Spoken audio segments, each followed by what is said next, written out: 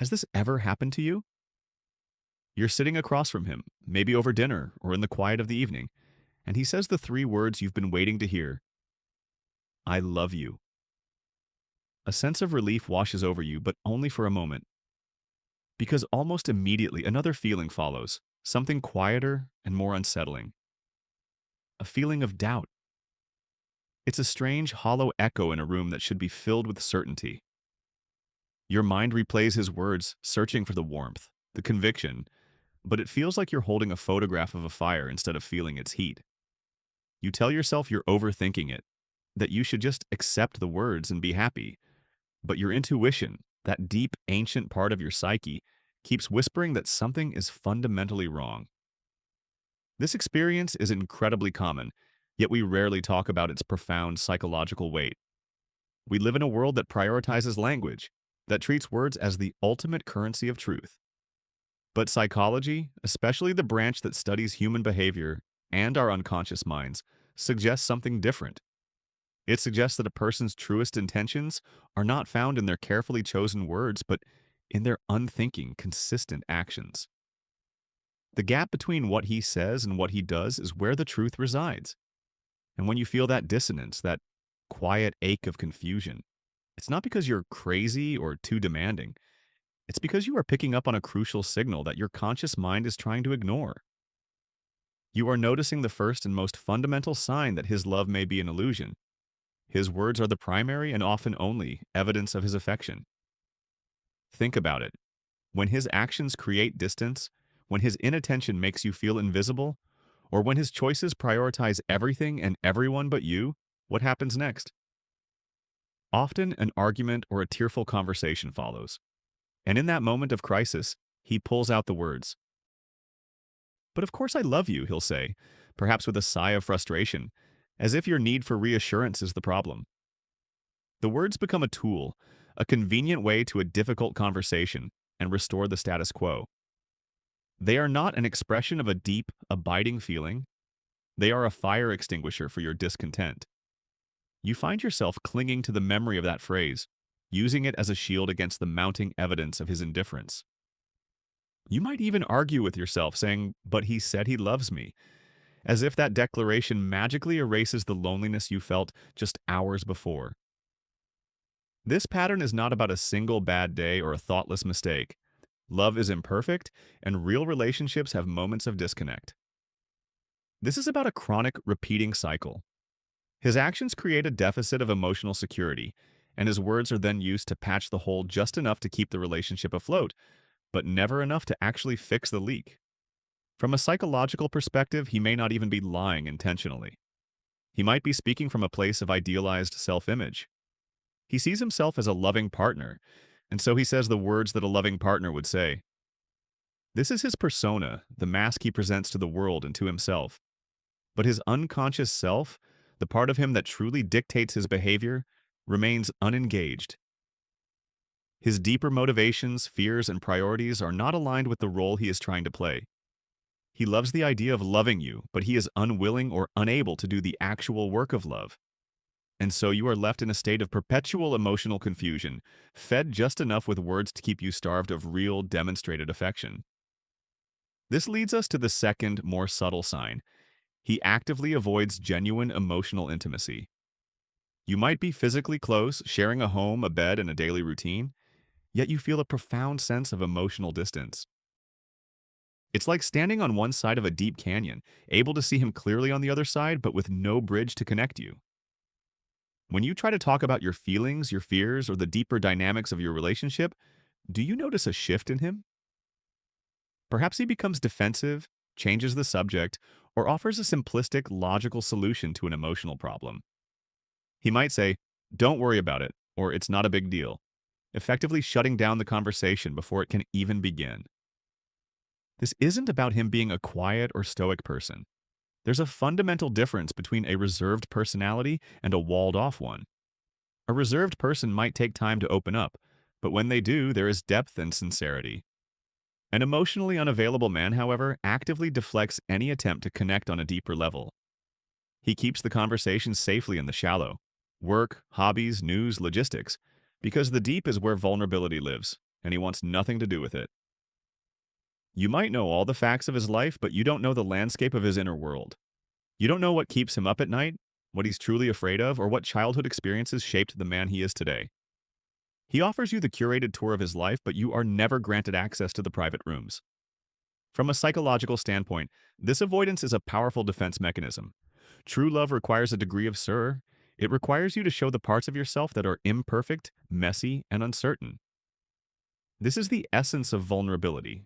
For a man who does not truly love you, or perhaps is incapable of deep love at this stage in his life, this level of exposure feels less like an opportunity for connection and more like a threat. Why? Because genuine intimacy would require him to confront the parts of himself he keeps hidden, not just from you, but from his own conscious awareness. This is what the psychologist Carl Jung referred to as the shadow, the collection of our repressed insecurities, fears, and unacknowledged desires. To be vulnerable with you, he would first have to be vulnerable with himself. He would have to admit that he doesn't have all the answers, that he feels fear, that he has weaknesses. His refusal to meet you in that vulnerable space is not a reflection of your worthiness. It's a reflection of his own internal limitations. He is protecting himself, not from you, but from the discomfort of self-discovery. Your attempts at intimacy become an unwelcome mirror, showing him the parts of himself he'd rather not see. And so he deflects, he minimizes, and he creates distance. This creates a painful dynamic for you. You are in a relationship where your core emotional needs for connection and understanding are consistently unmet. You might find yourself feeling incredibly lonely, even when he's sitting right next to you. This loneliness is often more painful than being physically alone, because it's a constant reminder of the emotional chasm between you. You share a life, but you do not share a soul. Recognizing this isn't about blaming him. It's about seeing the situation with clarity. His emotional fortress is a sign, not that you need to try harder to break down the walls, but that he is not willing to come out and meet you. And a love where one person lives outside the gates is not a partnership. It is a vigil. This emotional distance inevitably bleeds into the third sign, which is perhaps one of the most painful to experience. Your world remains fundamentally separate from his. A man who truly loves you wants to integrate you into his life. Not just the convenient parts, but the whole messy, complicated, and beautiful tapestry of it. He wants to introduce you to the people who shaped him, share the places that hold meaning for him, and make you a part of his future plans. This integration is a natural, organic process in a loving relationship. It's an act of saying, "This is my life, and I want you to be in it," not as a visitor, but as a resident. But when he doesn't truly love you, you will exist on the periphery of his life. Have you noticed this? You might have met a few of his fries in casual settings, but you've never been invited to the core gatherings, the ones that include his lifelong fries or close family. When he talks about the future, a vacation next year, a potential career move, or even just his plans for the week, does he use the word I far more often than we? You may find that you are consistently an afterthought, someone whose schedule and desires are consulted only after his own plans have been solidified. He might give you perfectly logical reasons for this separation. "My family is complicated," he'll say, or "my fries are a bit rough, you wouldn't enjoy it." These excuses serve as polite, plausible barriers that keep your worlds from ever truly merging. The psychological root of this behavior is a profound lack of commitment, not just to you, but to the shared entity of the relationship itself. In his mind, his life is still his life, and you are a pleasant, perhaps even a beloved feature within it. But you are not a foundational part of it. This separation allows him to maintain a psychological escape route. By keeping you separate from his core social and familial structures, he ensures that if the relationship ends, the disruption to his own life will be minimal. He can exit without having to untangle complex social threads or explain your absence to the people who matter most to him. It is a deeply unconscious, self-protective strategy. He is, in essence, building a life that is pre-designed for your potential departure. This creates a constant feeling of instability for you. You might feel like a permanent guest in his life, always on your best behavior, never quite able to put your feet up and feel truly at home. You are not his partner in building a life together. You are an accessory to the life he is building for himself. This isn't about needing to be at every single family dinner or boys' night out. It's about the feeling that you are deliberately compartmentalized. Love seeks to break down walls, to merge, to create a shared reality. A lack of love seeks to maintain boundaries, to compartmentalize, to keep things neat and separate. Look at the structure of your life together. Is it an intricate weave of two lives becoming one? Or is it two separate threads running parallel, occasionally touching but never truly intertwining? The answer to that question will tell you more than his words ever could. He might tell you he loves you every day, but if his actions are consistently building a life where you remain an optional extra, you must trust the architecture of his behavior, not the decoration of his words. This lack of integration naturally gives rise to the fourth sign, a behavior that chips away at your self-esteem day by day. He consistently disregards your needs and feelings, especially when they conflict with his own desires. True love is not about grand, cinematic gestures. It is found in the thousand small, unremarkable moments of daily life. It's in the quiet act of choosing to do something you don't want to do, simply because you know it will bring your partner peace or happiness.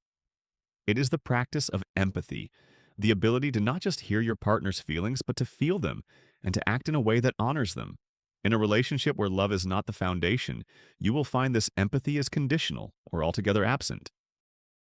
What happens when you are sick, exhausted, or emotionally overwhelmed?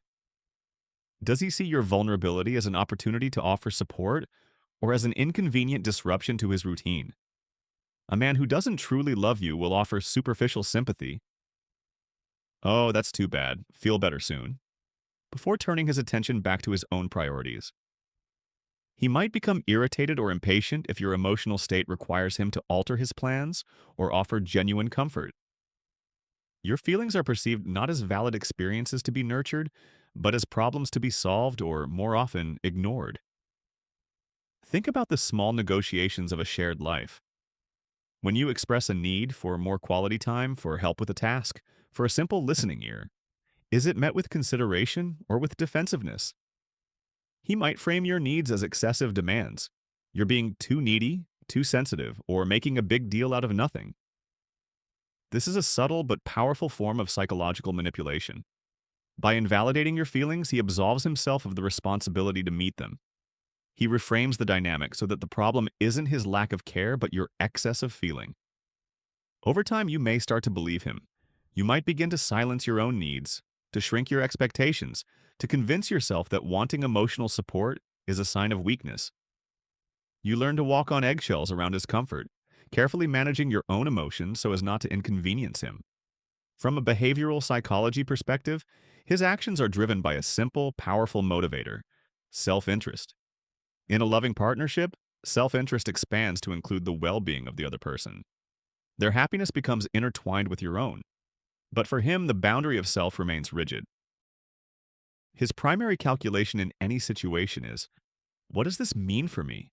How does this affect my comfort, my plans, my emotional state? Your needs are a secondary variable to be considered only if they align with his own, or can be met with minimal effort. This is not the behavior of a villain. It is the behavior of someone who is not emotionally invested. You are not a part of his core emotional ecosystem. This is where a Stoic-inspired mindset becomes incredibly valuable for your own clarity. You cannot control his capacity for empathy. You cannot force him to prioritize your feelings. Trying to do so will only lead to less frustration and a feeling of powerlessness. But you can control how you interpret his behavior. Instead of seeing his disregard as a judgment on your worth, I must not be worthy of his care, you can choose to see it as pure information. It is data that reveals his true priorities and emotional capacity. His actions are not a reflection of you. They are a confession about him. Seeing this clearly allows you to stop fighting a battle you cannot win, and instead ask a much more important question. Is this the level of care and consideration I am willing to accept for myself? The answer to that question is entirely within your control. When your needs are consistently disregarded, it sets the stage for the fifth and final sign, which cuts to the very core of your identity. He shows no genuine interest in your personal growth or inner world. A partner who truly loves you is not just invested in the version of you that exists today. They are invested in the person you are becoming. They are your greatest champion, your most curious student, and your most steadfast supporter as you navigate the journey of self-discovery. They want to know what you're learning, what excites you, what challenges you, and what your dreams are for the future, not just as a couple, but as an individual. Consider this in your own relationship. When you share a victory, a promotion at work, a personal breakthrough, the completion of a challenging project, how does he react? Does he celebrate with you, asking thoughtful questions that show he understands the significance of your achievement? Or does he offer a quick, perfunctory congratulations before steering the conversation back to himself? More telling is his reaction to your struggles. When you are grappling with a difficult decision, trying to break a bad habit, or working to overcome a fear, does he engage with you? Does he listen with the intent to understand, offering encouragement and a safe space for you to be imperfect? Or does he seem bored, dismissive, or even slightly threatened by your focus on self-improvement? A man who doesn't love you sees your personal growth as irrelevant to him, or worse, as a potential disruption. Your journey of becoming your true self is a solitary one in his eyes. He is comfortable with the version of you he first met, the one that fit neatly into the role he had available in his life. Any evolution on your part requires him to adapt, to grow alongside you, and that is work he is not interested in doing. Your growth might even trigger his own insecurities.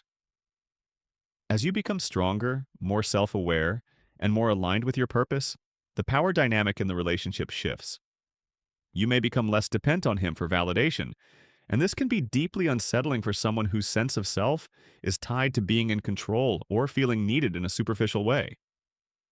Psychologically, this disinterest is a clear sign that he loves the function you serve in his life more than the person you are. You might be the person who provides him with companionship, physical intimacy, or social stability. As long as you fulfill that function, he is content. But the real, evolving, complex human being inside of you, the one with a rich inner world of thoughts, dreams, and aspirations, remains unseen and unappreciated. He is in a relationship with a static photograph of you, not with the dynamic, living person. He doesn't ask about the book you're reading because he doesn't care about how your perspective is shifting. He doesn't encourage your new hobby because your joy is not his joy. This dynamic creates a profound and crippling form of invisibility. To be loved is to be seen. To have your inner world acknowledged, explored, and cherished is the deepest form of human connection. When that is absent, you begin to doubt the validity of your own journey. You might stop sharing your passions because his blank stare is too painful. You might abandon your goals because you lack the foundational support to pursue them. You start to believe that your inner life is uninteresting or unimportant. This is the ultimate cost of staying in a loveless relationship. It is not just about the absence of affection, but the slow erosion of your own self. Seeing this pattern is not an invitation to try and force his interest. It is a call to reclaim your own journey. It's a reminder that your growth is non-negotiable, and you deserve a partner who not only watches you grow, but who also tees to the garden with you. Recognizing these 5 signs, the empty words, the emotional walls, the separate lives, the disregarded needs, and the disinterest in your growth, is the critical first step. But the journey doesn't with recognition. The deeper, more transformative question is, why do we stay? Why do you stay, even when your intuition is screaming that something is wrong? Why do you cling to the word love when the actions consistently tell a different story? Understanding this piece is not about blaming yourself. It's about empowering yourself with profound self-awareness. It's about turning the flashlight inward. For many of us, the answer lies in the unconscious patterns we developed long before this relationship ever began. Our earliest experiences with love, typically with our parents or primary caregivers, create a blueprint in our minds. This blueprint, often called an attachment style in modern psychology, dictates what feels normal and even comfortable in a partnership. If you grew up in an environment where love was inconsistent, conditional, or emotionally distant, you may have unconsciously learned that this is what love is. An emotionally unavailable partner doesn't feel like a red flag. It feels familiar. The anxiety of never knowing where you stand, the struggle to earn affection, the feeling of being slightly outside. These may feel like home. Your psyche is drawn to what it knows, even if what it knows is painful. You are not choosing him because he is good for you. You are choosing him because he fits a pre-existing pattern in your soul. Another powerful force keeping you in place is the fear of the unknown, which is deeply connected to the fear of being alone. Your current relationship, however unfulfilling, is a known quantity. You understand its painful rhythms. You know how to navigate its particular brand of loneliness. The thought of leaving, of stepping out into the vast uncertainty of being single, can feel terrifying. Your mind will create 1,000 justifications to avoid this void. It will tell you it's not that bad, or maybe he will change, or the most insidious one of all, at least it's better than being alone. This is the part of your mind that prioritizes safety over fulfillment. It operates from a scarcity mindset, believing that this sliver of affection is all you can get, and that letting it go will mean having nothing at all. This fear is often tangled up with our own shadow material, the parts of ourselves we have not yet accepted. Perhaps you carry a deep-seated belief that you are not truly worthy of a deep, unconditional love. This belief may not be conscious. You would likely deny it if asked. But it operates in the background, subtly influencing your choices. When he disregards your needs, this hidden belief whispers, "See? This is what you deserve." When he keeps you at a distance, it says, "Of course, no one would want to get too close to the real you." And so you stay, because the relationship, in a twisted way, validates this core wound. It confirms your deepest fear about yourself, and there is a strange comfort in that confirmation. To leave would mean confronting that wound directly. It would require you to believe without any external validation that you are worthy of more. That is a monumental act of courage and self-love. It is the work of accepting the parts of yourself you usually hide and daring to believe they are worthy of being loved, starting with you. So, where do you go from here? Armed with the clarity of these signs and an understanding of the deep-seated fears that keep you stuck, the path forward becomes less about him and entirely about you. This is the pivotal moment of transformation. It's the point where you stop focusing your energy on trying to decipher him, change him, or fix the relationship, and you turn that powerful beam of attention back onto your own inner landscape. This is not a call for immediate action, but for a profound internal shift in perspective. It's about moving from a state of passive hope to one of active self-possession. The first step on this inner journey is to practice radical honesty with yourself. This means creating a quiet space, free from distraction, and allowing yourself to feel the truth of your situation without judgment. For so long, you may have been pushing down your true feelings, the loneliness, the disappointment, the quiet ache of being unseen. You've been telling yourself stories to make the reality more palatable. Now is the time to let those stories go. Let yourself admit, if only to yourself, this is not what I want. This is not what love is supposed to feel like.